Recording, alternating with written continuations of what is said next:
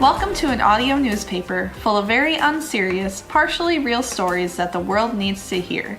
More listening and less reading than a newspaper, but equally as sexy. This is Paper News Out Loud. Hello and good evening. I'm your host, Diane Hammerhead Weathersby. Hello and good morning. I'm your co-host, Florence Stromsby. Thank you for listening to Paper News Out Loud. Did you know that there's a cool show called Moving Art on Netflix that has no words, but is just really cool videos of nature with great music in the background? It has provided me with the inspiration for my new middle name, plastic surgery, and body, specifically head, modifications I intend to get later this month.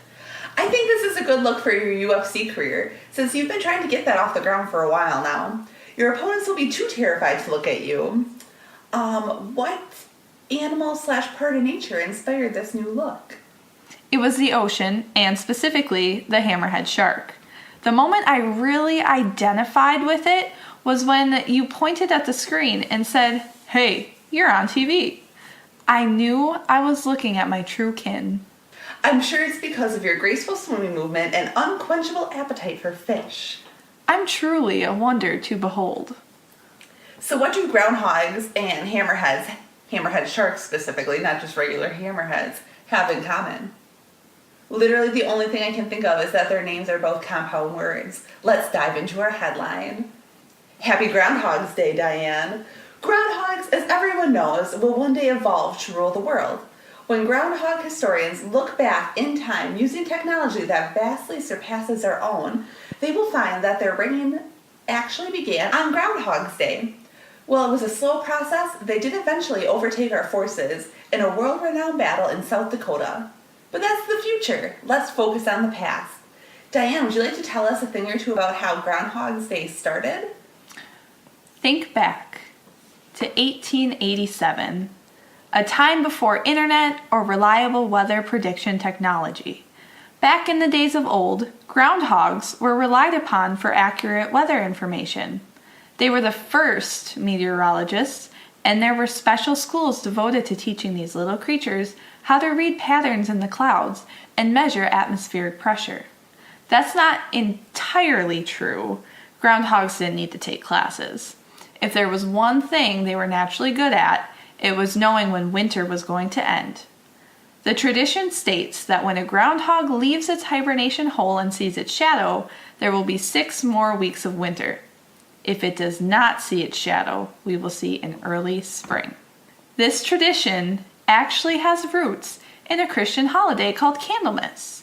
Candlemas sounds incredibly magical and whimsical, so I actually read not one, but 2 more articles about this holiday that I had no idea existed. So Candlemas symbolizes a day of the ritual purification of Mary, mother of Jesus. What is ritual purification, and why is it necessary, you may ask? There was a Jewish tradition that women were unclean after having a child and had to be purified at a temple or a synagogue. In the meantime, before they were purified, they were not allowed to go to worship. They needed to wait 40 days to be purified if they had a boy, and 60 days if they had a girl. The day is also celebrated as a ritual presentation of baby Jesus to God in the temple at Jerusalem.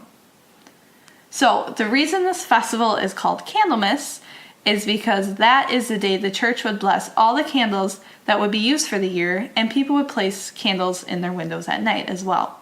Now, do you think the people who placed candles in their windows at night were not allowed to use candles any other day of the year? Were they not, okay, I'm going to rephrase that. Were they not allowed to put candles in windows any other day of the year? That may have been special to Candlemas. Okay. They might have just had to put them in other places, like not windows. Like not windows. Doorways. To keep the light trapped inside. Exactly. But wait, there's more. This festival actually stems from a pre-Christian or pagan holiday, like some other holidays, including Christmas do. It used to be called the Festival of Light, which also sounds wonderfully whimsical. There's been a lot written about February 2nd and the ways it was celebrated that I found very interesting, but I don't feel equipped enough to relay all that information to you. There are other superstitions that are attributed to the festival, but the one that birthed Groundhog's Day relates to the weather on Candlemas. If the weather is good, then winter will be longer, which seems almost backwards.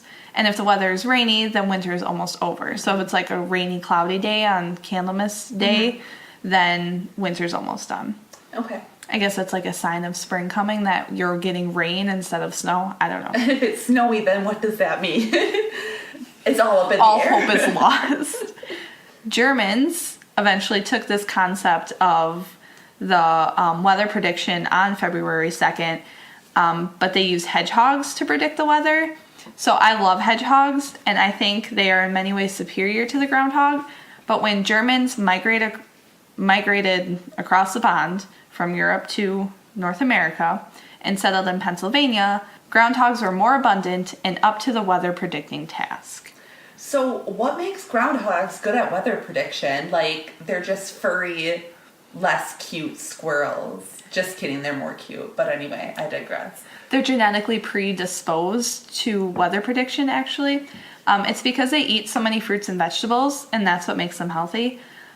They go into hibernation in late fall, which is actually just a clever way to disguise the fact that they are actually meditating and communing with the weather gods and goddesses. They whistle when they are frightened or looking for a mate, which seems confusing, but I guess it's distinguishable to groundhogs. So, okay, let's go back to 1887. A Pennsylvania Groundhog Club. Yes, there was a Groundhog Club, and actually, I think they still exist to this day, and there's a name for them, but it's very long, and I don't know how to say it, and maybe you do. So send me the phonetic pronunciation so I can know it for the future. And also, if you're a member of this Groundhog Club, please send me information about joining. Thank you. I would love to do an interview with you. So anyway, this Groundhog Club declared that their groundhog, Phil, was the one true weather predicting groundhog. So this was determined by the enlightened look in Phil's eyes, an ethereal glow and angelic hum that erupted when he appeared above ground, and his ability to speak in tongues to the weather deities. All other groundhogs were considered shams, but were still looked to by some for winter weather advice. The groundhog Phil has reproduced asexually ever since his awakening, and is still the same groundhog soul that we rely on to this day. This year, Phil spoke to the deities, and the deities cast a shadow upon him, signifying 6 more weeks of dreaded winter. Praise to the deities for passing the sweet knowledge onto us through an enlightened groundhog. So do you think that's why it's negative 13 degrees outside right now? Thanks for nothing, Phil. Quite possibly someone has angered the weather deities. So I am grateful that we have such wonderful animals on this beautiful earth that are blessed with such extreme but limited powers. What other animals would you like to celebrate or glean knowledge from throughout the year? Okay, first one that pops to mind, National Spider Appreciation Day. Well, this celebration will be controversial at first due to the severe and everlasting dislike of spiders. It's time that respect is paid where respect is due. It is celebrated by filling a glass tank with all the mosquitoes that would be alive if it weren't for spiders. Humans that are fond of squishing spiders are then called before the spider overlords and forced to sit inside of the tank. Well, the spiders who secretly live in their pillowcases and have avoided death this long look from their thrones above. Then the spiders chuckle and wave their 8 legs in pleasure as their victims are overcome by mosquito bites. Well, this seems like a whimsical and fun holiday. It might be just another way that spiders are trying to weasel their way into local government and then world domination. As with any spider-related festivity, be careful and wear aluminum foil on your head just to protect your delicate human brain. Wow, if this is enacted, I have a lot of retribution coming my way. So much. Spider murderer. I would like to see the calls of the crow tradition started. So crows are known for being intelligent, but did you know that they can predict up to 24 hours into the future? You just haven't been listening to what they've been saying at 2 o'clock in the morning local time. I would like to start a tradition where every night at 2 a.m. you can call upon your local crows to call your fortune to you through your open window.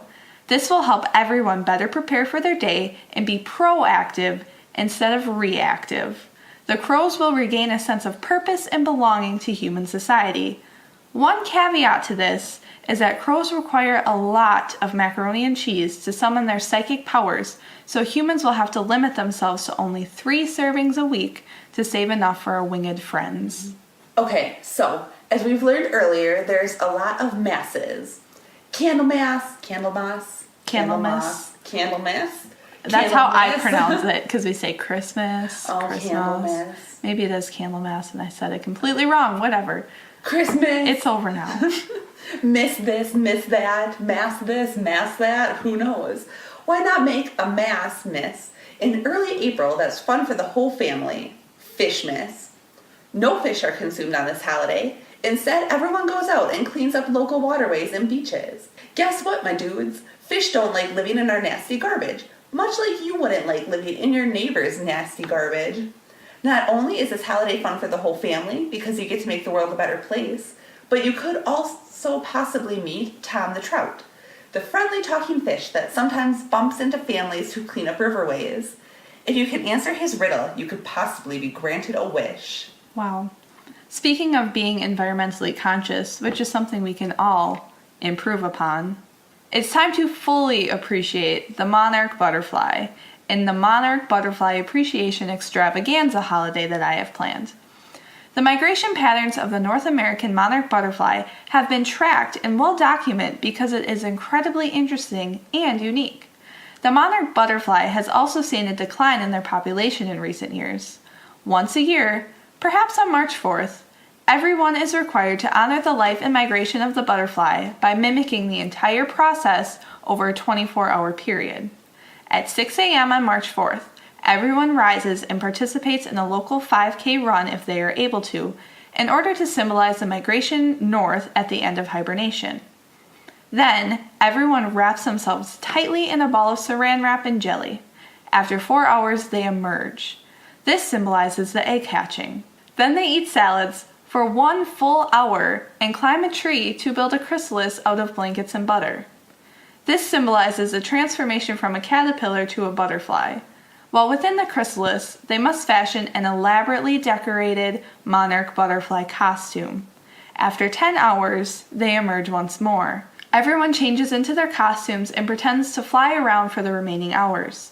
This event will help communities understand the life cycle of the butterfly and help them find the beautiful butterfly within. Plus, an untalked about benefit is just imagine the moisturizing effects the butter would have on your skin after you're wrapped in it for 10 hours. And the community bonding. A lot of community bonding. They would need to plant a lot more trees in their community just to accommodate the amount of people that need to scale them and build a butter cuckoo. More environmentally conscious. And I think, too, an important part of this festival would be planting milkweed. Milkweed. Tasty for butterflies as well as humans. Okay. Another important holiday that we should be celebrating is Duck Day. Honestly, I'm not sure why we don't celebrate this currently. As you know, ducks are excellent predictors of who will win March Madness for college basketball. Every year at the beginning of March, avid basketball and duck fans would coat themselves in breadcrumbs and lay prone in the nearest duck pond. Their hope is that a duck will come and munch on the breadcrumbs on their body. If they're really lucky, one of those ducks will come and whisper their bracket picks for March Madness and slowly slide a 20 into your back pocket. This is a sign that you should place a bet on the bracket. If they don't share their secrets with you, they might act out skits as a show of appreciation for the snacks. At the very least, they won't poo on you. Go Duck Day. That would be good for all the extra breadcrumbs that I have. They've been piling. I don't know what to do with them. One can only make so many casseroles. You just buy breadcrumbs like the day-old bread because it's such a good deal, and then just pulverize it until it's crumbs in stress relief efforts, and then you just dump them in a corner of your house. That is what I do, yes. Longtime listeners of our second secret podcast that is spoken in Thieves' Cant, a coded language only members of the Thieves Guild understand, during this very podcast know that we have been planning an interview for this week. Please welcome Orville Redenbacher to the studio. Thank you for joining us, Orville. Unfortunately, due to the previous engagement of being dead as of 1995, he could not actually be with us here today. But I'd like to think he can still hear our questions and will transmit his answers to us in our dreams later. I know Orville will provide us with a lot of answers, but here's some brief background knowledge about him. He was born in Indiana, so that helps explain his interest in popcorn, and I'm sure by extension, corn itself.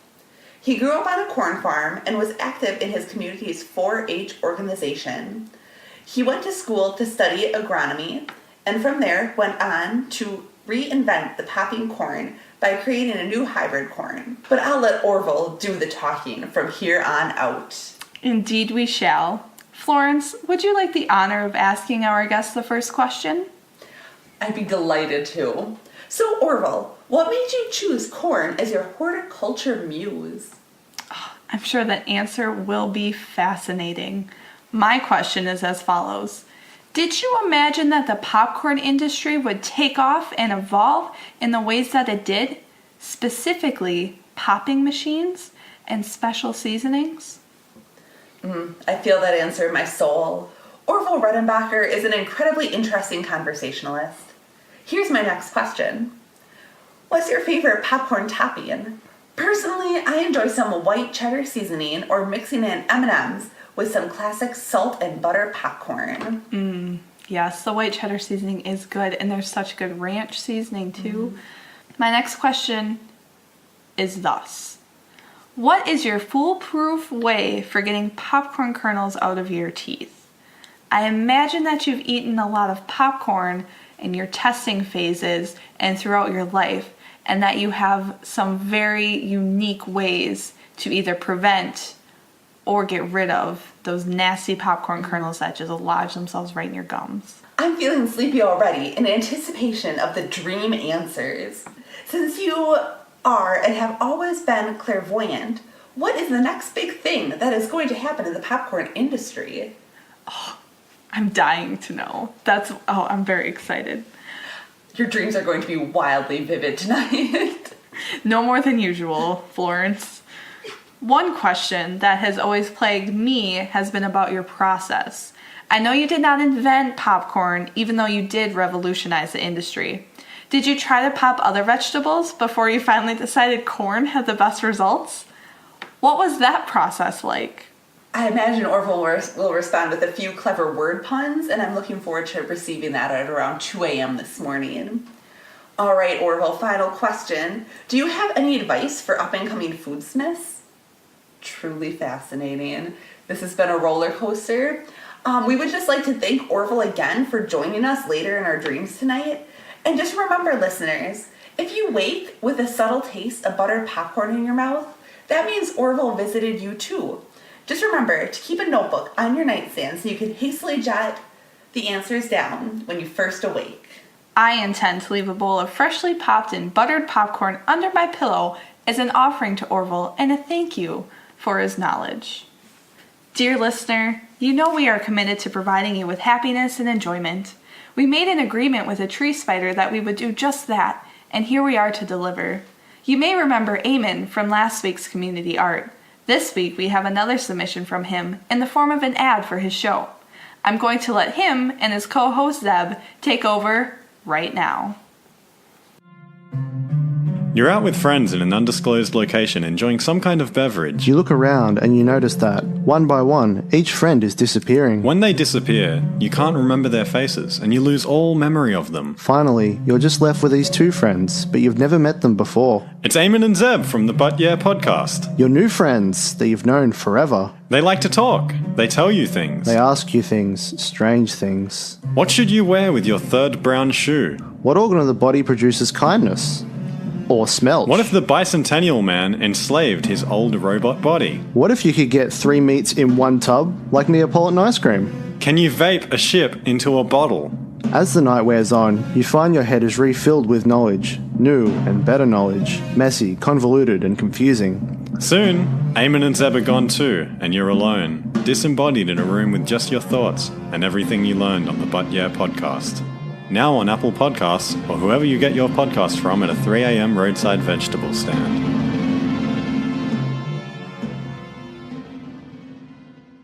Today, there was a smudge on the mirror. I got some Windex and tried to clean it, but the smudge just became bigger and bigger until it became another void, but a temporary void. A paper airplane flew out, and as it landed, the void sealed. The paper airplane read, Dear Florence and Diane, help!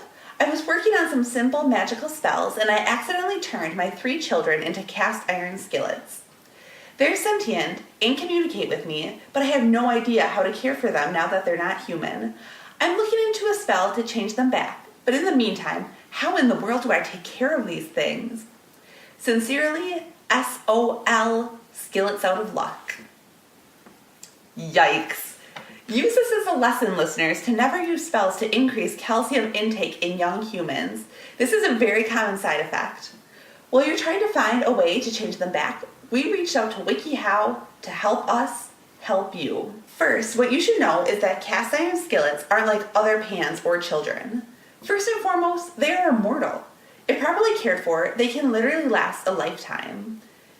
This might lead to the children's skillets experiencing deep feelings of fear and terror, or maybe having existential crises as they realize their infinite lives. Comfort them during these times. Remind them that they have each other and that you'll find a way to change them back.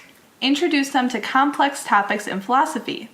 Have them listen to the podcast, Philosophize This. They're going to have existential crises anyway, so they might as well find a school of thought to comfort them and frame their existential terror. And they might have gotten used to the idea that they're immortal, so once you change them back, that existential dread and terror is going to set in even deeper. Once you've taken care of their emotional and mental needs, it's time to take care of their physical needs. Care for your children/skillets starts with washing. Wash the skillet after each use. I'm going to assume that you don't use your children for cooking purposes, because that would be a little strange. But just to be safe, make sure you properly wash them once a day. No, you can't just put them in the dishwasher, even if they insist that it'll be cool. Use gentle soaps and soft cloths to wash them. You really don't even have to use soap on a cast iron skillet. You can literally rinse it out with water. Cast iron is amazing. It is truly amazing. Let's say they did have some built-up food. They have to eat somehow. Maybe they eat by you baking casseroles in them. Regardless, a safe and kid-friendly way to get rid of caked-on food is to use a mixture of salt and vinegar. Use a towel to rub the gritty mixture over the baked-on food. This is safe for the skillet and makes cleaning easier. Never use a steel scratch pad. You will permanently scratch your children. Dry the skillets thoroughly. You dry your children thoroughly. This should seem like second nature. I know children are technically 70% water, but that's on the inside. Not the outside. Your skillet should not be 70% water or wet for any length of time. Finally, store them in a dry place. Maybe your children are used to spending time in the jungle. Do not let your skillet children spend time in the jungle. It's too humid for them, and then the moisture could negatively affect their cast iron bodies. Alright, so since your children just became skillets recently, you'll have to season them. Not in the way you think you're not going to eat them. Start by preheating the oven to 350 degrees.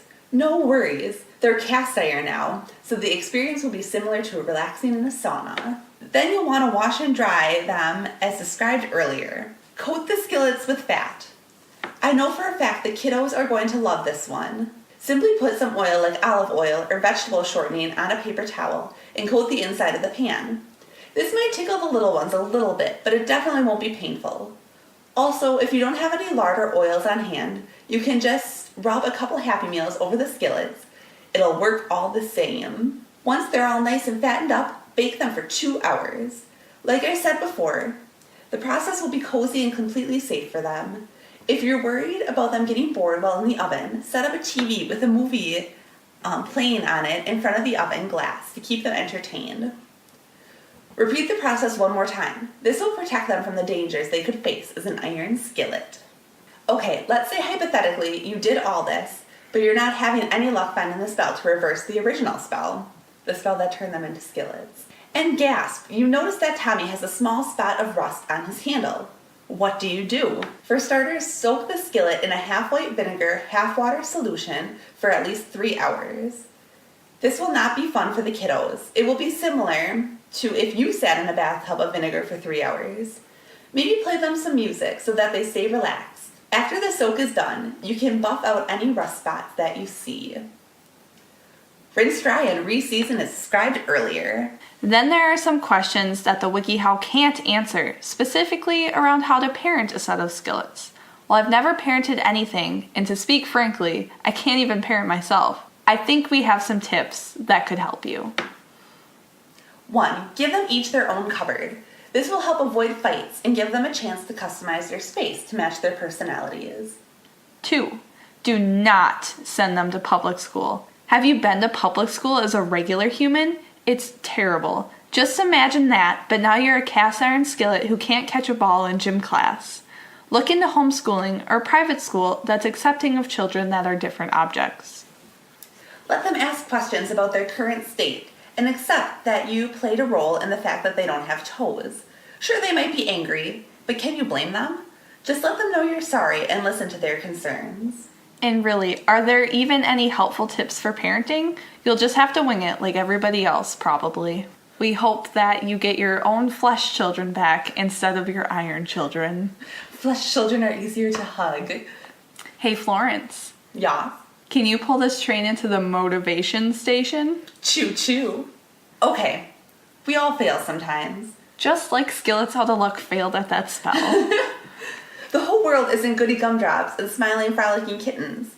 Once in a while, we fail. We fail hard. We fail so hard that we actually create a rift in time that extends over all versions of yourself through different dimensions. Your failure is everywhere. How do you bounce back from moments when you just aren't successful? Mary Pickford said, "This thing we call failure is not the falling down, but the staying down." When I feel like I am failing at something, I literally lay down on the ground to ensure that I completely fail. I'm not going to fail at failing by not completely failing. Then, I lay there wrapped in a variety of soft, comfy blankets with pillows piled on my face to absorb my tears for 3 to 7 days, listening to sad music and binging my favorite TV shows and podcasts, all at the same time until my thoughts cannot be separated from the cacophony of all my favorite things. Once I'm no longer thinking my own original thoughts and have separated myself for a length of time from the source of my failure, I am ready to rise again, like a trampled flower to reach toward the sun and try to bloom. Remember, kids, failure is a part of life, and to exist is to suffer, so choose things that are worth failing for and give yourself time to heal within the heat of 1,000 blankets. Whenever I really botch something, which is relatively frequently, I always turn to my quotes board on Pinterest. I just like to save sayings that pick me up when I'm down. But anyways, I pull some of my favorite quotes off of the site and I repeatedly write them over my body with Sharpie until I'm literally covered with positive sayings and positive energy. Granted, the fumes are terrible and sometimes make me hallucinate, but it really helps me remember that even though I failed this one time at this one thing, that doesn't mean I'll fail at everything forever for the rest of my life, unless I do, which is a possibility. The words really fuel me. Our challenge for you this week is to fail at something. It could be a big thing or a small thing, and find a pick-me-up to remind yourself just how awesome you actually are. Today at work, my email inbox imploded, creating a small black hole that sucked up all my pens and pencils. I didn't feel bad because little did the black hole know, but I actually used crudely sharpened coal to write. With my coal, I wrote a negative review for the black hole and posted it on Yelp. That's a telltale sign that the podcast is coming to an end. Thank you for taking time out of your day to listen to what we have to say. If you like what you heard, subscribe to Paper News Out Loud for more great episodes. If you like what you heard a lot, leave us a review on iTunes saying what you liked. Don't forget to make an acronym out of your name. It has to describe your personality, favorite vegetable, and the smell in your home. If you're in love with what you heard, create an interpretive dance to the sound of our voices and record it for your local morning news. We will be giving shoutouts to people who talk to us through reviews, emails, or cryptic hand signals in traffic. Please rate and subscribe. Thank you so much for listening. I want to thank Brown Cows for chocolate milk. I also want to thank Jake Harrison for allowing us to use his track titled 5 off of his album Found on SoundCloud. Thanks, Jake. You can find his music through the link or by searching at this. Dear listeners, we are looking to showcase community art in our segment, creatively named Community Art. You can submit short poems or visual art to us through email at alternaterealityproductions@gmail.com, or you can email us just to say hi, or pictures of your cat, or a link to your favorite YouTube video, whatever you want. Or I suppose you could tell us what you liked about the show, which would be helpful and productive. Tweet us at Reality Out Loud. Share with your friends. Retweet things we tweet. Tweet her away. Florence has started communicating with a local astronomer to give us horoscopes every week, and she has so kindly and graciously decided to provide them to you all through the Twitter. So check that out before you make any plans. We hope you learned a thing and made a laugh.